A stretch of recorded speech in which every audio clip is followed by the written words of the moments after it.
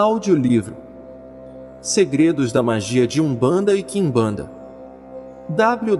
da Mata e Silva e Apacanim. Segunda edição. 1982. Atenção, leitor! Os ensinamentos deste livrinho são aplicáveis, úteis e de alta eficiência.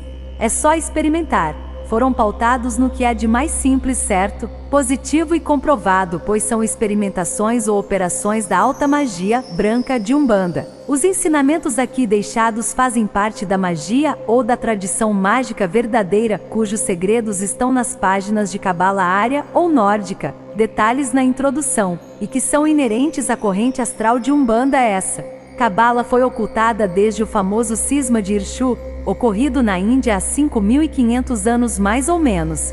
Todavia, a sua duplicidade existe no astral e é de livre acesso às nossas entidades espirituais.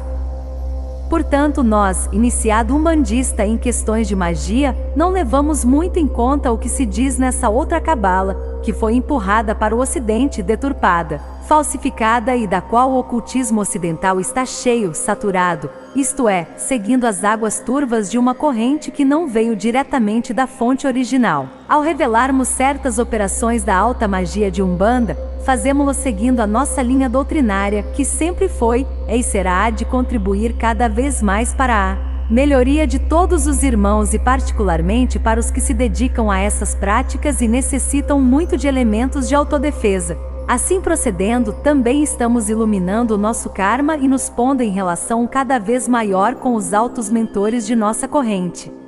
Introdução.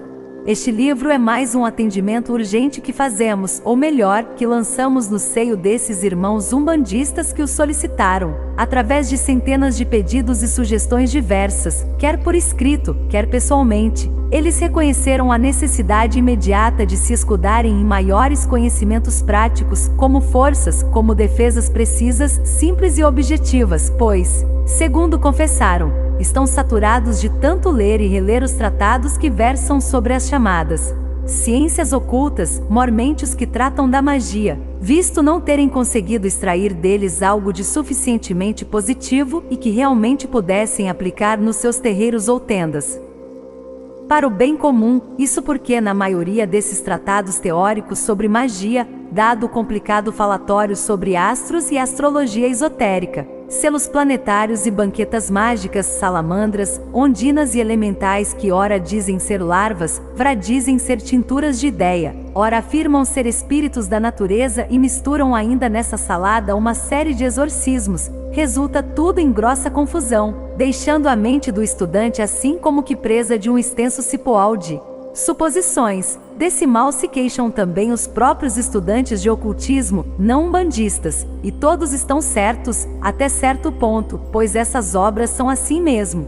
Então, esses irmãos umbandistas costumam interrogar-nos assim: irmão da Mata e Silva, sendo a Umbanda uma poderosa corrente e tendo dentro de si os aspectos religiosos, filosóficos, científicos, simbólicos, mitológicos, ritualísticos ou litúrgicos, os fenômenos da mediunidade, até o da metafísica, o terapêutico e mágico ou de magia, por que não aprendermos as coisas mágicas que nos são mais afins e úteis?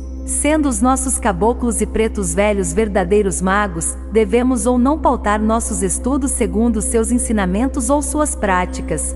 É claro que sim, e para isso, cumprindo a parte que nos toca, estamos respondendo com este livrinho que trata de magia e dos seus aspectos altamente positivos, para que possam defender-se das forças antagônicas, bem como praticar a caridade, escudados nos meios ou nas forças positivas da magia, pois a massa humana que leva seus casos e suas coisas para os terreiros de Umbanda e por lá costumam despejá-los não os leva a outros lugares, isto é, jamais pediria num centro kardecista ou numa igreja socorro para certos tipos de mazelas, ou para certa classe de necessidades. E os umbandistas de entendimento e de fato sabem que não se faz a caridade apenas dando pão, dinheiro e prece. Há sofrimentos vários, há mazelas tremendas por via de influências do baixo astral, que requerem caridade e da boa, e que somente poderá ser feita através da manipulação de determinadas forças, dependendo tudo do conhecimento que se tenha de certos elementos de magia. E é com o pensamento fixo na caridade que o umbandista iniciado usa os elementos ou os conhecimentos próprios da magia branca, pois ele sabe que o caminho máximo da salvação é a caridade. Todavia, também sabe que é necessário percorrê-lo com amor e sabedoria, pois ninguém alcança a verdadeira iniciação, ou melhor, nenhuma criatura sobe os degraus da evolução apenas com amor, nem tampouco somente com a sabedoria. Segredos da magia de Umbanda e Quimbanda. Amor e sabedoria, esse o duplo aspecto. Um se completa com o outro. Devem ser inseparáveis numa verdadeira iniciação, são imprescindíveis à iluminação de uma criatura. Porque amor é caridade, é bondade, é renúncia, é a doutrina, é tudo aquilo que há de belo e de sublime nos evangelhos atribuídos ao Cristo Jesus, e sabedoria é a ciência das leis de Deus, é no plano relativo conhecimento que se deve adquirir das forças internas, quer da natureza das coisas visíveis e palpáveis, quer da natureza daquilo que é só sensível, ou mesmo invisível. E como a mãe de todas as ciências que os humanos sábios foram catalogando no decorrer dos séculos ou dos milênios foi a magia. Nada mais lógico do que procurar nas raízes, na matriz, os conhecimentos relativos e indispensáveis para se chegar à sabedoria, não à sabedoria absoluta, que esse é atributo interno do supremo manipulador da natureza, Deus. Assim, vamos encontrar neste livro coisas que se relacionam mais com os conhecimentos de ordem mágica, ou seja, com a senda da sabedoria. Vamos abordar conhecimentos ditos mais como das ciências ocultas, porque o que esses irmãos umbandistas nos solicitaram foi maiores meios de fazer a caridade, sob todos os aspectos, isto é, sob uma série de humanos desajustamentos e aflições várias que escapam às vias de socorros usuais. O que nos pediram, é claro, foi certas aplicações de magia da Umbanda que os possam capacitar a enfrentar condições especiais, sem que sofram os impactos do mal combatido. Portanto, não nos vamos estender neste livro sobre os assuntos que já constam ou que já estão versados em nossas obras anteriores, em número de 4, com várias edições e, portanto, de excelente aceitação. Nelas o leitor umbandista ou não encontrará de tudo sobre Umbanda.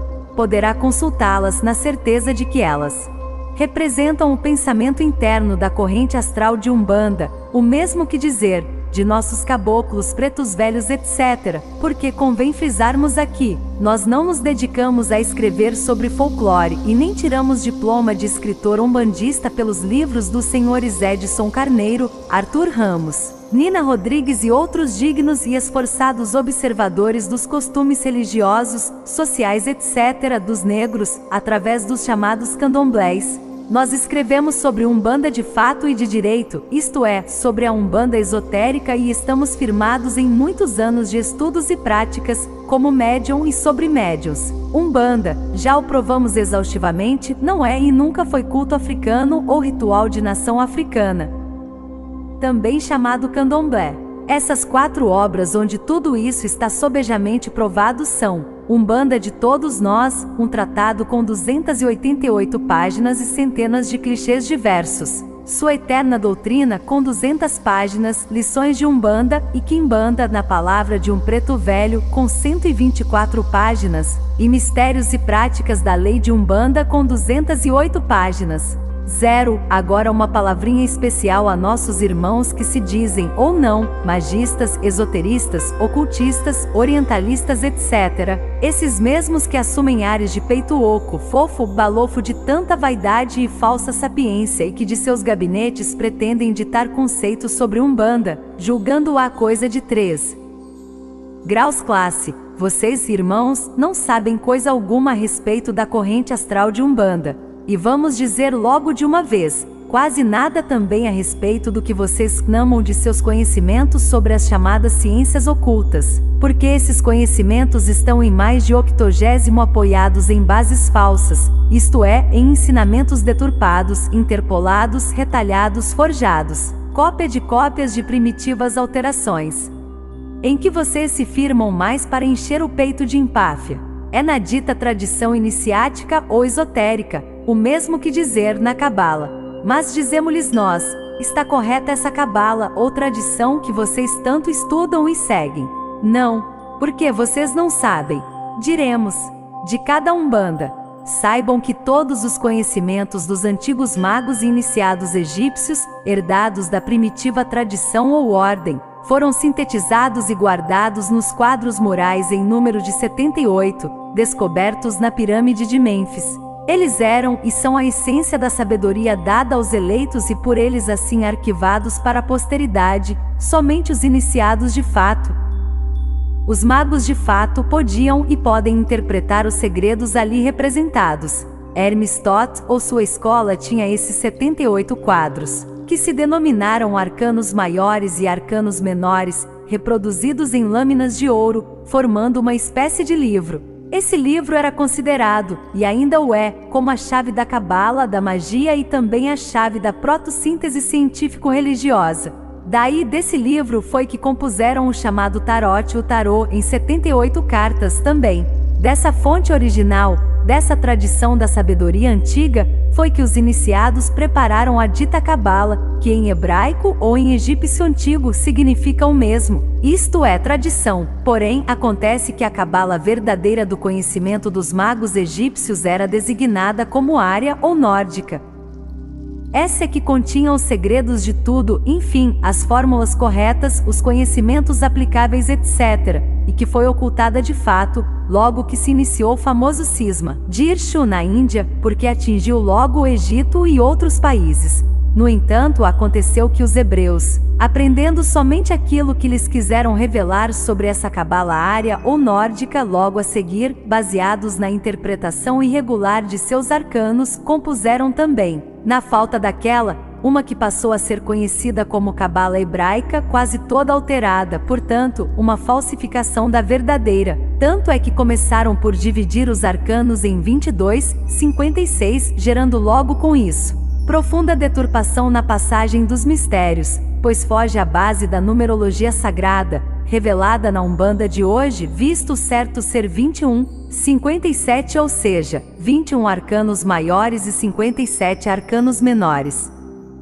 Ora, é desta cabala hebraica, mal interpretada, adulterada, que o ocultismo ocidental está cheio, através de vastíssima literatura. Livros e mais livros sobre cabala x cabalismo foram sucessivamente sendo lançados, uns copiando os erros dos outros até nossos dias. Então, por que esses pretensos magistas, ocultistas etc. menosprezam a Umbanda que se firma na verdadeira tradição e eles na falsa tradição empurrada pelos orientais? Digamos mais alguma coisa a eles. É um fato comprovado por todas as autoridades, historiadores e pesquisadores idôneos que, nos estudos que procederam nos livros sagrados de todos os povos do Oriente, inclusive em suas inscrições petrográficas, hieróglifos etc., todos comprovaram que a luz iniciática, as ciências ou a protossíntese científico-religiosa veio do Ocidente. Tanto é que os sacerdotes brahmanes e os próprios Mahatmas afirmavam que da terra de Mu, a antiga Atlântida, que ligava a América do Norte à África, que ficava dentro da imensa terra de Gondwana, a Lemúria dos indianos,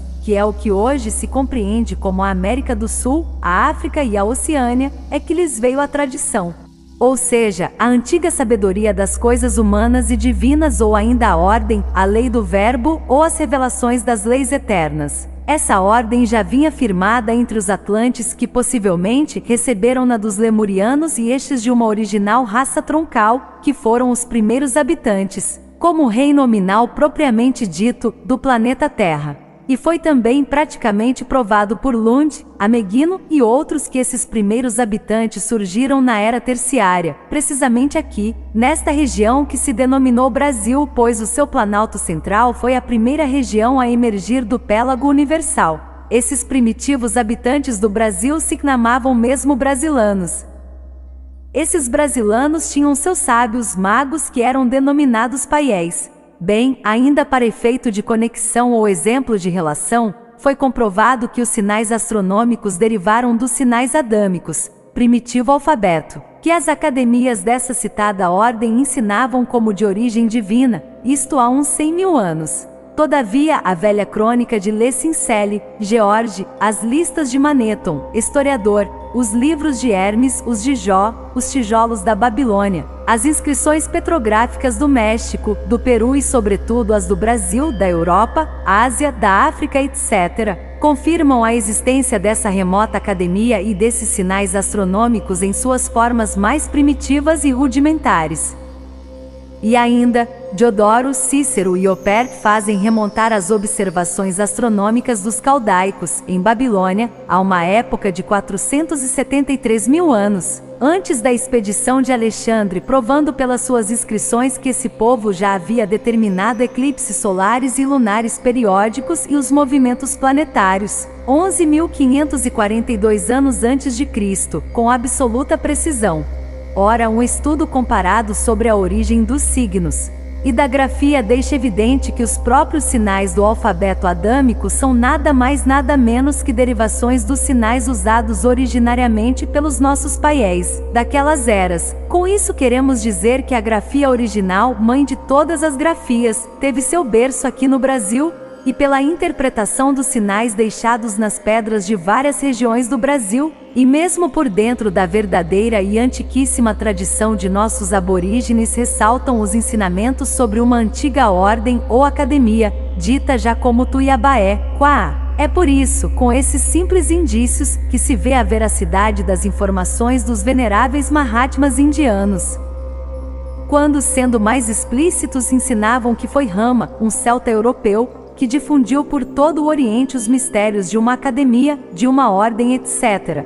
Essa ordem, que vinha através dos milênios conservando a verdade iniciática, sofreu um tremendo impacto no último ciclo de 36.525 anos, chamado como a duração do reinado dos deuses dos magos, segundo a velha crônica dos egípcios, porque foi no final desse ciclo que se deu o famoso cisma de Irshu, histórico e descrito no Ramayana, onde derrubaram todas as academias dessa ordem de Rama e formaram a ordem lônica, porque a primitiva se chamava Ordem Dórica. É essa ordem dórica, original e verdadeira, que a Umbanda de nossos tempos representa. Pretende e luta por restaurar, pelo menos na consciência dos escolhidos, para que eles doutrinem, lutem e lancem as sementes da verdade, porque é a corrente astral de Umbanda, nessa primeira fase de ação no Brasil e por dentro dessa coletividade chamada dos cultos afro-brasileiros, teve um objetivo e se apresentou assim, com caboclos, pretos velhos, etc. Porém, na segunda fase de ação, a se iniciar dentro de poucos anos, essa corrente vai revelar novos aspectos, novos horizontes. É só, senhores magistas, esoteristas, ocultistas, etc. Advertência, irmão leitor.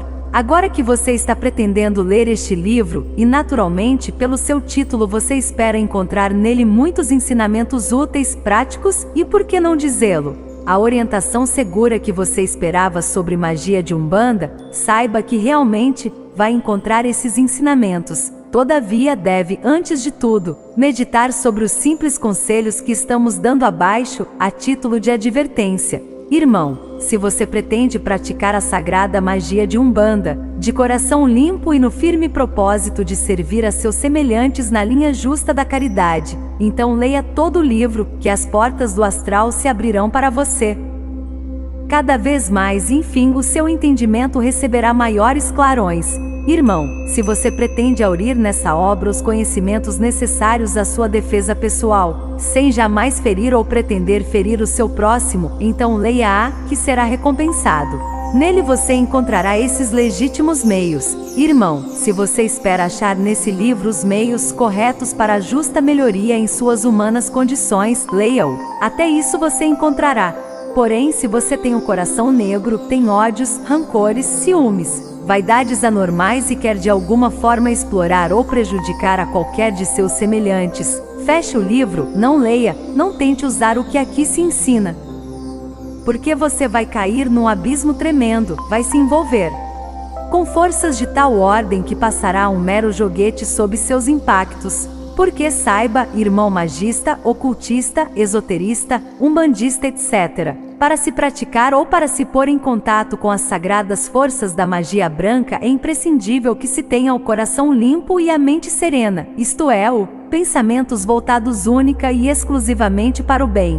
Assim, faça um exame de consciência, analise friamente suas condições morais, enfim, seus sentimentos e leia com bastante calma o Sermão da Montanha, Silo. Bem-aventurados os pobres de espírito, porque deles é o reino dos céus. Bem-aventurados os que choram, porque eles serão consolados.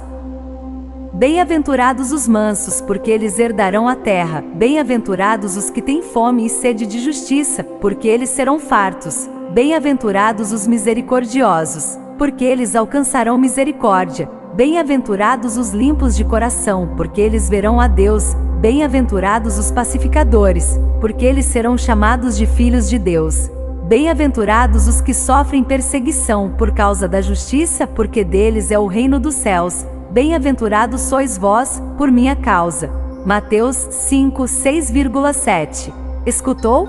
Meditou? Então, sente que pode se harmonizar com esse sermão? Sente que ele interpretou seu coração, seus sentimentos? Se realmente sentiu essa harmonia, essa compreensão, pode ouvir este audiolivro. Porque convém repisarmos para tirar qualquer dúvida de seu pensamento. Se você é um desses que quer aprender as coisas mágicas e sagradas da corrente astral de Umbanda para fins escusos ou inconfessáveis, você não é um umbandista, é um falso umbandista. Então, cuidado sobre o uso que pretende fazer daquilo que aprender aqui. Atente, não se movimentam elementos de magia branca para fins de magia negra. Isso é suicídio psíquico, entendeu? Está na hora, irmãos. Não importa que você, meu irmão, seja umbandista, ocultista, magista, esoterista, espírita ou lá o que for. Você tem uma gota de luz, se a tem. Precisa já derramá-la sobre os que ainda não a possuem. Pois você deve saber que estamos no fim de um ciclo onde a seleção, a escoimação ou o expurgo são condições já decididas pelas hierarquias superiores e você precisa cumprir a sua parte.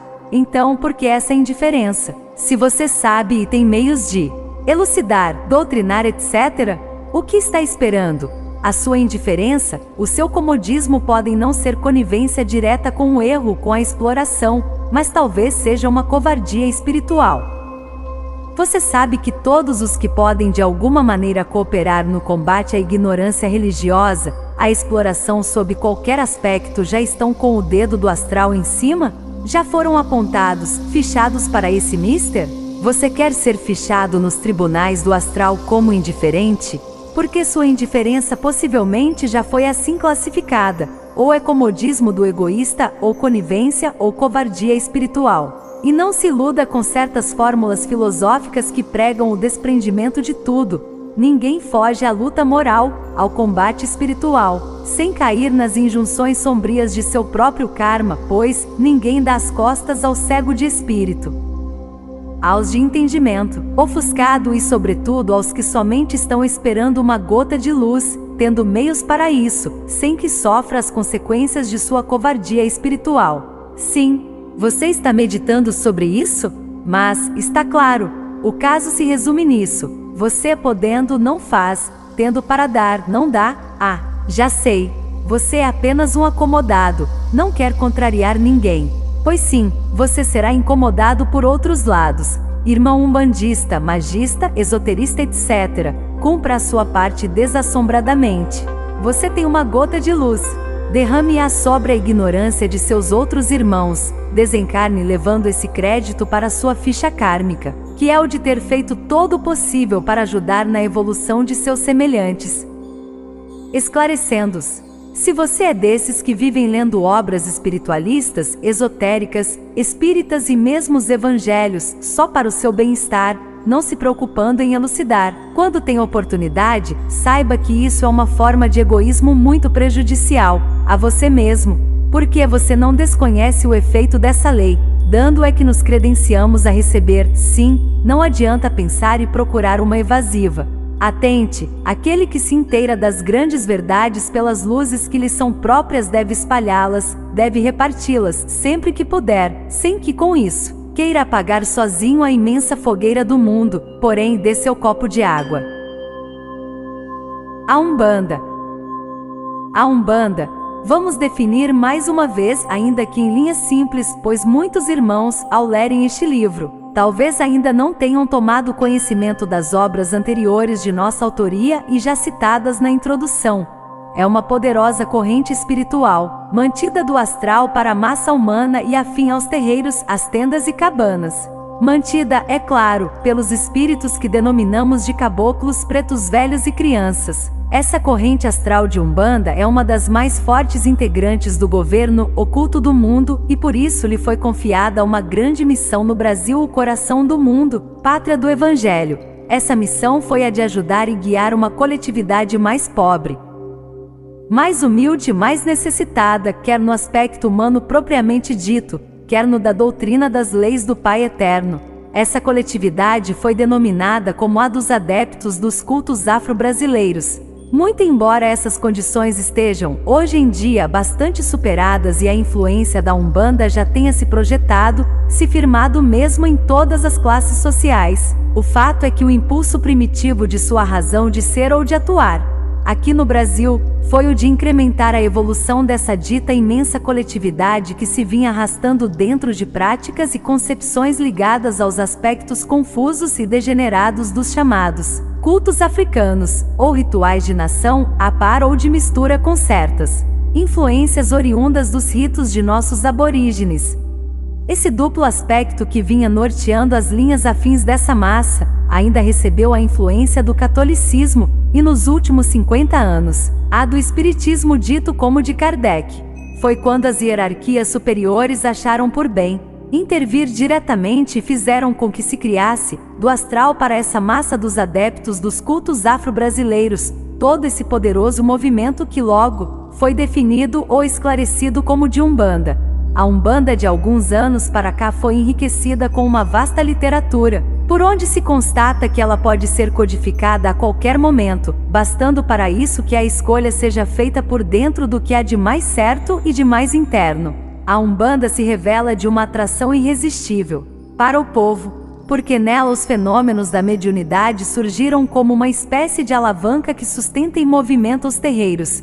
Nas tendas, nos dias de sessão, esse mesmo povo, isto é, os crentes, os simpatizantes e os necessitados, sabem que costumam baixar o pai fulano, o caboclo cicrano e correm para receber seus passes, entrar numa corrente de descarga com uma boa defumação, além de lhes ser facultado se aconselharem com as entidades dos médiuns de confiança, a fim de desabafarem suas amarguras, suas mazelas, enfim, seus casos e suas coisas íntimas. Tudo isso espontaneamente, movidos pela fé ou pela confiança. É claro que estamos nos referindo às tendas de Umbanda de fato, onde em verdade se pratica a caridade pela caridade. A Umbanda tem uma espécie de força misteriosa no atrair e agradar as pessoas de todos os entendimentos. Conhecemos muitos católicos umbandistas, sim, porque eles existem aos milhares que vão à missa, rezam, fazem promessa e pagam, vão batizar filhos e parentes por lá e até casá-los também. Mas se aconselhar, isto é, confessar, lá isso não. Na hora de confessar é mesmo com caboclo e preto velho na tenda ou no terreiro que eles vão.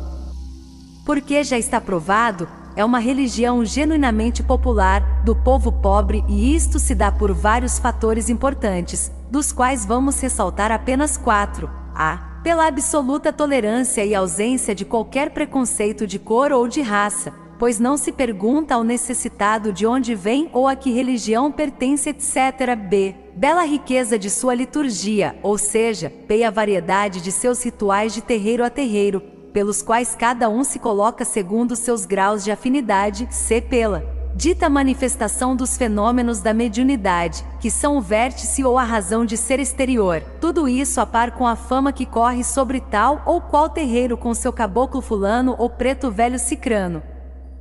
D. Pelos aspectos mágicos, isto é, pela terapêutica astral com suas defumações, seus banhos, etc. A maioria desses aspectos, numa verdadeira casa umbandista, tem sua sequência natural dentro da magia branca dos caboclos e dos pretos velhos, que nunca se afastam, convém sempre frisarmos, da linha justa da caridade, e os conhecimentos corretos e aplicáveis desse quarto aspecto, o da magia, que no passado foram privilégios só das elites que somente faziam uso deles para seus interesses próprios, ou melhor, para os de sua classe social, foram-lhe caçados como justo castigo ao egoísmo. O astral superior achou por bem estender um denso véu no entendimento dessas elites e foi quando começaram a embaralhar tudo, a não compreender mais o que vinham praticando, ou seja, foram esquecendo os conhecimentos legados pela antiga tradição. Perderam as chaves mais simples de certas aplicações da magia branca. Essas elites ficaram apenas no encantamento das fórmulas mágicas vazias, teóricas, e ainda hoje se pode constatar tudo isso nessas grandes sociedades ou escolas que dizem conservar o segredo, o mistério real da magia, da vaidade, isso sim. E para não nos estendermos aqui numa série infindável de provas ou conceitos, é bastante citarmos o próprio Jesus, o mestre de justiça, o maior de todos os iniciados, quando admoestava assim: ai de vós, doutores da lei, que tirastes a chave da ciência, vós mesmos não entrastes, impedistes os que entravam. Todavia, podemos afirmar que esses citados conhecimentos aplicáveis de magia branca ressurgiram dentro da corrente astral de Umbanda, nos ensinamentos corretos de suas entidades militantes, porque é um fato e nós o reafirmamos sempre: a Umbanda tem magia. Suas verdadeiras entidades sabem usar o decantado segredo mágico dessa força. Eles são magos e a prova irrefutável disso é que, onde um desses caboclos, um desses pretos velhos realmente baixar, isto é, onde se encontrar um verdadeiro médium deles, se tenha como certo que coisas boas, incríveis ao leigo são feitas, isso em todos os aspectos, ou segundo as humanas necessidades. Então, como estávamos dizendo, essas elites que vinham e vêm ainda trancadas no seu círculo, perderam o fio certo da dita magia, e coisa assombrosa, ela foi lançada no seio da massa humilde e necessitada, justamente para os mais desprovidos de recursos, com sofrimentos vários e mazelas de toda espécie, e que não podem pagar a médicos e medicamentos caríssimos. Sem falar dos próprios ricos que, já cansados desses tratamentos modernos, acabaram caindo na Umbanda, nos terreiros e se curaram. Entretanto, não podemos negar, pelo contrário, temos até afirmado veementemente que há percalços, há grandes arestas a cobrir e que incomodam a seara umbandista. Isso porque o meio cresceu tanto e tão rapidamente que não escapou à penetração de elementos sabidos, exploradores, e dos ignorantes também, que por isso ou por aquilo, deram de abrir terreiros. E por aí é que pega a coisa, vem a confusão, a mistura dos alhos com os bugalhos, pois todos querem praticar a magia de nossos caboclos e pretos velhos. Que uma pessoa possa suportar a vaidade do sabido, vá lá, porque ele pavoneia sua vaidade, mas tem conhecimento, tem estudo, porém tolerar a vaidade do ignorante, vazio e cheio de bobagens, é simplesmente indigesto. A par com tudo isso, os espertalhões criaram um sem número de fetiches ou bugigangas mágicas de tal ordem e em tal profusão, que dá pena ver como a santa ingenuidade da massa adquire essas coisinhas, e o que é mais deprimente, a pedido de certos terreiros, é de uma infantilidade pasmosa. Ver criaturas comprarem os mais caros cocares de pena, que variam de 18.000 cruzeiros a 70.000, e ao mesmo tempo se cobrirem de colares de louça e vidro, para receber o seu protetor. Ah, infantilidade anímica! Ah, santa tolerância dos caboclos e dos pretos velhos, que olham para essas coisas todas com a sublime compreensão dos que sabem ver o grau de entendimento de seus filhos de fé. Mas deixemos essas arestas de lado e vamos falar de mediunidade na Umbanda mais uma vez, porque se impõe, nessa altura e de conformidade com o que está acontecendo por aí, quando os setores que a praticam ou dizem praticá-la ainda não perceberam os gravíssimos perigos a que estão se expondo, pela maneira como estão levando e mesmo alimentando tanto mediunismo abstrato. Porém, antes de comentarmos mediunidade, permitamos-nos uma ligeira doutrinação kármica sobre a razão de ser da cor negra, e que entrará como uma espécie de calmante na excessiva sensibilidade que muita gente boa tem em relação à Umbanda. A condição de ser negro e uma das razões de ser dos chamados pretos velhos da Umbanda, nesta oportunidade, somos obrigados a levantar certos esclarecimentos para certos setores espiritualistas esotéricos. cós pelo pavor que lhes inspira a Umbanda. Aliás, não é bem pavor, é ojeriza. Sentem alergia, não se misturam. Eles, as criaturas desses setores, não são todas. Muitos até doutrinadores e luminares do espiritismo de Kardec ainda não conceberam bem porque se diz: Brasil, coração do mundo, pátria do Evangelho. Irmãos, isto aqui é um país sem preconceitos. A América do Norte é longe. Mas vamos ao citado esclarecimento. A condição de ser negro ou de encamar na situação física de uma epiderme negra é, ou simples necessidade kármica, ou disciplina kármica também. No primeiro caso, o espírito já vem reencarnando em raças ou famílias de epiderme escura ou negra, dado que não se libertou ainda de uma série de desejos e de impressões de fundo nitidamente atávico ou fetichista, inerente à citada raça negra. Enfim, não se libertou ainda de todo um sistema de impressões atávicas, fetichistas, místicas que se encontram armazenadas em seus núcleos vibratórios ou em sua matriz perispirítica, inclusive das fortes tendências ou vibrações instintivas que continuam em sintonia com seu ES.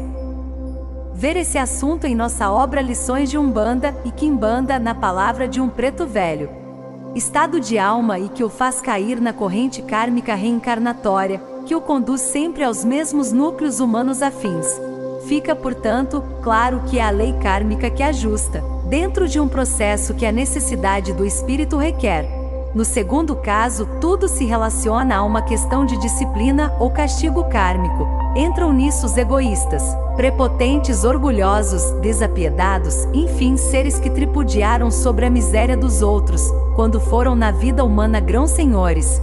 Assim como altos sacerdotes, cientistas industriais, senhores feudais, no Brasil senhores de engenho, muitos dos quais se serviram dos elementos de raça negra, em passadas encarnações, como escravos, tratando-os mais como animais de carga e por isso tudo recebem como disciplina, reajustamento ou castigo kármico, a condição de reencarnarem ligados a uma epiderme negra. No 3, iniciados umbandistas, podemos identificá-los a cada passo. Nossa penetração psicoastral revela existirem neles humilhação, vexame e até ódio, por estarem naquela condição, porque, não acontecendo isso com eles pela necessidade simples que têm de assim encarnarem e sim como disciplina ou castigo às suas arrogâncias. Eles que no passado foram senhores brancos e desprezavam a cor negra. É certo que o grau de evolução que lhes é próprio está muito acima do grau da maior parte de seus semelhantes na cor. Também é certo, certíssimo, que muitos seres evoluídos do plano astral solicitam e obtêm dos tribunais de cima permissão para cumprirem missão ou mesmo para completarem alguma coisa que ainda lhes falta karmicamente, encamando voluntariamente no seio de famílias de cor, assim como um teste ao grau de humildade que adquiriram e querem que seja comprovado em suas fichas kármicas. Assim é que várias de nossas entidades ditas como pretos velhos, no grau de guias e protetores, usam a roupagem fluídica de um corpo astral de negro, mesmo no citado plano astral, e daí poderem militar na corrente astral de Umbanda. A mediunidade na Umbanda.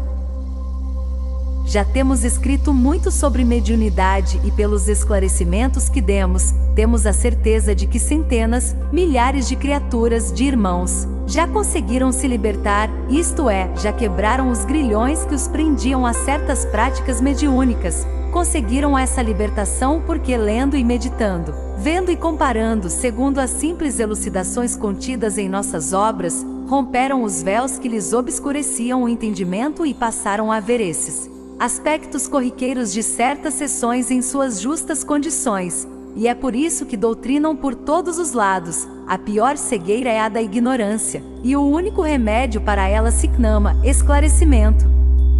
Nós temos cumprido a nossa parte nesse mister, graças a Jesus, o Mestre de Justiça do planeta Terra.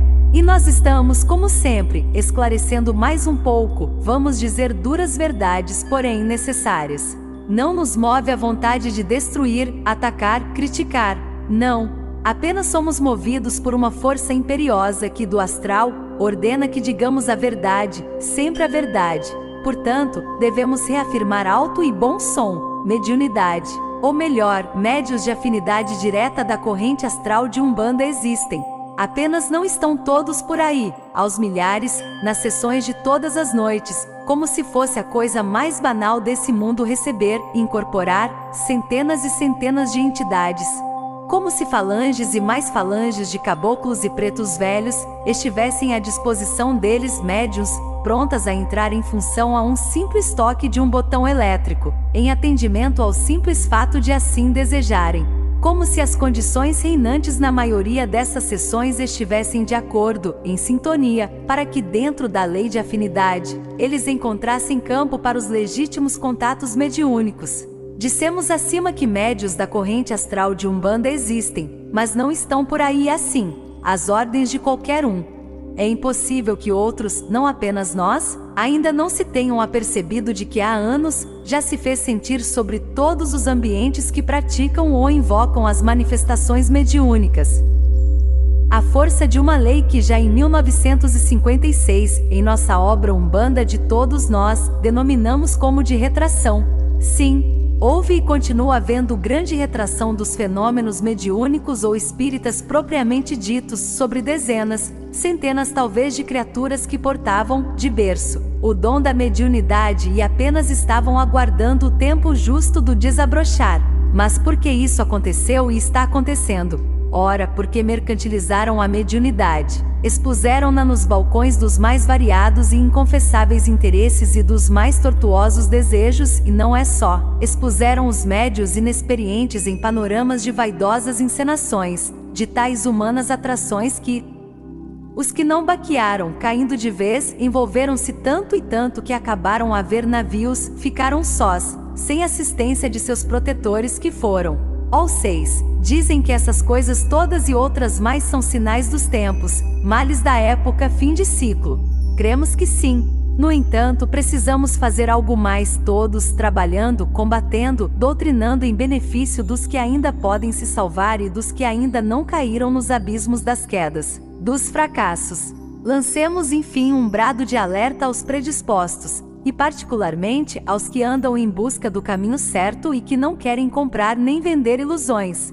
Porque, em qualquer tenda de Umbanda onde houver sinceridade, limpeza moral etc., é possível, é quase certo, ter a assistência desses humildes trabalhadores da seara do Cristo Jesus, chamados caboclos, pretos velhos e crianças. Para isso é necessário que criem as condições indispensáveis às suas presenças. Por quê? Mediunidade é sublime missão, é luz redentora, é ter humildade, é ter compreensão, é ter simplicidade. Não queremos dizer, assim, que todos sejam perfeitos. Não, perfeito só o Pai, como disse Jesus, porém que cada qual se capacite e passe a entender claramente que com sujeira de corpo, de alma ou de ações, ninguém pode ser um veículo de fato e de direito de caboclo ou preto velho. Assim vamos iniciar agora mais uma de nossas conversações francas e diretas. Você, meu irmão umbandista, que dirige uma sessão, é chefe de terreiro. Como se diz vulgarmente, tem o seu terreiro cheio de médios. Claro, você o tem. Você é dos tais que desenvolve os seus médios rodando-os desesperadamente e jogando sobre eles as fumacadas de um possante charuto ou de um rijo cachimbo. Desses que até tem uma figura com chifres? E ainda diz por cima disso tudo, quando eles dão cabeçadas às tontas e mesmo caem no chão. Você precisa ter mais fé. Caboclo quer pegar você firme, mas você está muito duvidoso dele. Pois bem, meu irmão, se você faz isso não passa de um cego, guia de cegos. Meu irmão chefe de terreiro, você é desses que sugestionam uma criatura, afirmando que ela é médium mesmo, que tem um bonito caboclo ou um poderoso preto velho e mesmo um grande orixá, só para prendê-la no seu terreiro e acrescentar mais um à sua corrente ou ao número dos que ali já estão nessa esperança, produzindo assim mais um candidato ao neuroanimismo e à mistificação inconsciente? Pois bem, você está agindo mal, está alimentando a boa-fé dos ingênuos, dos ignorantes, está vendendo ilusões e a qualquer instante você poderá cair em maus lençóis, porque você está querendo mascarar os outros com sua própria máscara. Porque Irmão, sugestionar uma pessoa para ser médium é empulhar, ou melhor, é predispor o seu psicossomatismo a sensíveis e mesmo a graves irregularidades ou transtornos. Conhecemos pessoas de um animismo tão profundo, que por dar cá aquela palha, recebem espíritos às vezes, até deitados na alcova. E jamais podemos esquecer as ações de uma certa criatura que possui a mais perfeita máscara artística que já vimos no neuroanímico. Ele chegava até a se emocionar, chorar mesmo, quando via espíritos, ou seja, as suas entidades protetoras que naquela altura, já as contava em número de 11. Tudo nel, em matéria de mediunidade, era mais perfeito do que nos outros, pois chegava até a testar a mediunidade dos outros. Suas entidades, afirmava, são de alta função e iluminação. Possui um caboclo que, segundo ele, é assim como uma espécie de chefe de polícia lá no astral. Tem guias caboclos, caboclas, bispos, padres, médicos famosos e iluminados do astral. Até o Bezerra de Menezes ele tem, pois essa criatura neuro-anímica veio do kardecismo e virou tata de Umbanda foi quando sua vaidade neuro-anímica se expandiu tanto, que ele arranjou ou se fez médium até de um manu, no auto-ocultismo indiano, ou na filosofia oriental vem a ser o mesmo que um Cristo planetário. Vejam, é pra rir ou pra chorar, e desses está tudo cheio por aí. A turma só quer receber manus, mestres orientais, caboclos, chefes de legiões, médicos famosos, etc. Que é que se pode fazer com essa turma de neuroanímicos? Nada, apenas orarmos sempre, para que eles deixem de vender tanta ilusão a si próprios. Meu irmão poderoso Babalaô, Tata, pai de santo, babá ou como quer que lhe chamem, você é desses que além disso tudo, ainda inventam preceitos de toda sorte. Vão às cachoeiras, ao mar, à mata e à encruza também, e empaçocam a cabeça das pessoas tidas como médios com bebidas e ervas confusas e ainda enchem o pescoço dos ditos com esses lindos colares de louça e vidro e até os envaidecem mais, determinando que eles adquiram esses vistosos cocares de penas multicores para se exibirem e dar mais encenação à sua sessão? É então, ó, poderoso irmão, a sua situação em face da lei está mal parada, mal situada. Nessas condições você pode esperar a qualquer instante um estouro do baixo astral no seu terreiro. Você está brincando de Umbanda ou está brincando com a verdade? A tolerância também tem limite, meu irmão em Cristo Jesus. Você é um desses tais que ainda fazem camarinha com raspagem de cabeça e sangue na dita, para afirmar o orixá nos seus filhos de santo, e ainda diz que isso é Umbanda de fato? Não façam isso assim, dizendo que é de Umbanda. Pode ser de tudo que você queira, menos de Umbanda. Meu bom irmão, filho do mesmo pai, que vem da mesma essência de todos nós, que é ou quer ser umbandista. Vamos cumprir a nossa parte, cooperar com o Cristo Jesus, dentro da corrente astral de Umbanda. Vamos fazer a caridade, vamos ajudar os nossos semelhantes. Vamos promover as condições adequadas para que os médios de fato possam surgir, possam realmente desenvolver os dons que já tenham trazido de berço. E para isso é preciso que você tenha na devida conta apenas esses simples fatores. Mediunidade é coisa espontânea. Ninguém bota um dom na cabeça de ninguém. Quem faz isto são os mentores kármicos, antes mesmo do indivíduo encarnar. Isto é outorga, é concessão e consta da ficha kármica da criatura. É coisa que é posta em cima, não embaixo. Então, quando as criaturas que portam esse dom, em qualquer uma de suas modalidades, surgirem em seu terreiro, forneça-lhes as condições adequadas para que possam realmente desabrochar. Médios precisam de ambientes serenos, precisam de harmonia e, sobretudo, que esses ambientes se pautem na linha justa da moral, para se expandirem verdadeiramente. Então, para que essa barulhada de tambores, de palmas e de gritos? É carnaval? É terreiro de Umbanda ou escola de samba? Esse alarido todo é para atordoá-lo? Para confundi-lo? Para estourar a sensibilidade neuromedianímica de seus plexos nervosos? Você não sabe, pois fique sabendo agora. Com tambores, gritos e palmas, os médios acabam se atrofiando completamente. E é por isso que no seu terreiro tem muita gente vestida de médium. Mas médium mesmo que é bom, não tem nenhum. porque esses irmãos todos que estão aí, cercando você, uniformizados, denominados por você médios, estão confiando-lhe as suas questões espirituais, íntimas, etc. Assim, é claro que você está assumindo uma tremenda responsabilidade kármica sobre eles. Portanto, cuidado, não os iluda com supostos dons mediúnicos. E finalmente, meu irmão, você tem o direito de ter o seu terreiro, a sua sessão.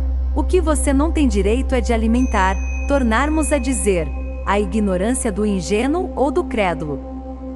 Em seu benefício, o que você precisa fazer e com urgência é o seguinte: promover as suas sessões com paz, com harmonia espiritual e, sobretudo, com honestidade.